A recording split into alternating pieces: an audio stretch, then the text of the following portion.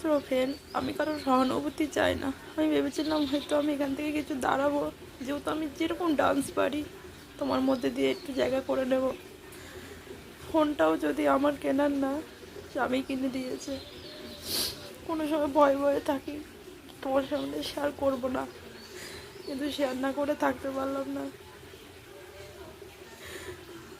আমি social media আনতে চাইনি, কিন্তু না, সবটা না, আমি আর পারছি না। কিছু দাঁড়াতে চাই, তোমরা প্লিজ আমাকে একটু সাপোর্ট করো। আমি এখান থেকে দাঁড়াতে চাই। আজকে আমাকে চোরের বদনাম দিয়েছে, ওর অভাব, ওর অশান্তি, ওর মারধর আমি সব সহ্য করে নিয়েছি। শুধু ছেলে মেয়ের জন্য আমি এখানে পড়ে আছি।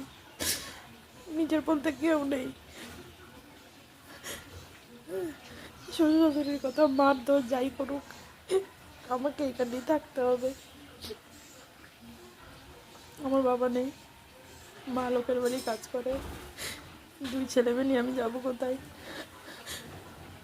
মাতাল স্বামীর অত্যাচার তোমরা তো জানো। তাও আছি। তারপরে বলো কি করে স্বামীর ভাত মুখে ওঠে?